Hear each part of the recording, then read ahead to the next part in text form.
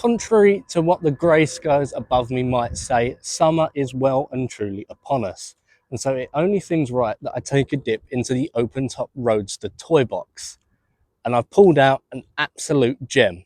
Hello and welcome to the Austin-Healey Sprite. The Healey Sprite arguably started the movement and love for small, lightweight, minimalist sports roadsters. A real less is more car.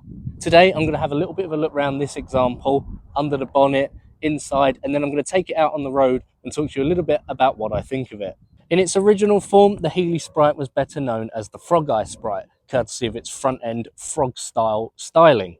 4 generations later, we have this, the Mk4. Twinned with the MG Midget Mark II, it has an updated body style, a bigger 1275cc engine, and for the first time, a folding soft top roof rather than just a straight up removable unit. Inside is very much a case of less is more, a simple dash panel, a few gauges, and 2 seats. It's a nice place to be, and this particular example has been fitted with some lovely trimmed bucket seats. Overall, I have no complaints in here. When first introduced, the Mark I Sprites were boasting a 948cc 4-cylinder unit, good for around 59 brake horsepower. By the end of production, all Sprites were fitted with a 1275cc engine derived from the Mini, good for around 65 brake horsepower. And whilst this was respectable and performance was good, there was actually a lower performance figure here than in the Minis this engine was taken from. So, while we have our annual 10 minutes of dry weather, I thought we'd take the Sprite out. With the roof down, this is a tremendously fun car to drive, especially on these little country roads. This is where this car is at home. It's not particularly fast, but there is good power pickup and it's incredibly tight and precise in the corners. With this, the upgraded 1275cc engine, power is greatly improved upon. I know a lot of people critique it and say, thanks to emissions regulations and things like that, this has less power than a Mini, but it doesn't need that much power. There's nothing to this car, and so it's plenty fun. If anything, I'd say it wants to give more than it can. This 4-speed box, it does feel a little bit strained at top end. Ride quality certainly leaves a little something to be desired. You do feel every lump and bump in the road.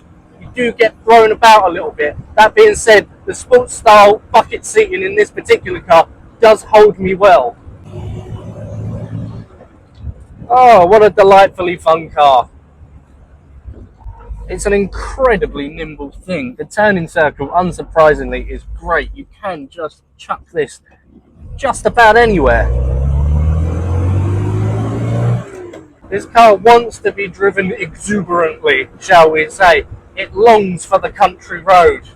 I've left the soft top down simply because it's such a nice day at this point. But with it up, wind noise isn't terrible. There is a bit of bluster in the cabin, but that being said, this car is from 1970. We can't expect complete silence with the roof up. It's an easy enough roof to operate with 2 latches here and then press stud fit at the back. It comes up and down nice and easily. I implore everyone to have a go in one of these or a similar little lightweight roadster. They're so much fun. It's an engine we all know and love, this 1275cc unit. It's so susceptible to tuning, but it's brilliant in its original state. It's a perfect fit for a car like this. So, what do I think of the Austin-Healey Sprite? Well, I'm impressed to say the least. Comfortable, fun to drive, well styled.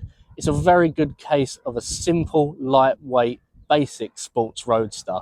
It pretty much started that movement and it's arguably one of the best of the bunch. And whilst most people love the early Frog Eye Sprites a little bit more, I think this, the facelifted Mark IV with the upgraded engine, is actually more fun and arguably better looking. If I was going to get a Sprite, this is the one I'd go for. And this particular 1970 finished in white over red is a very good example of the breed.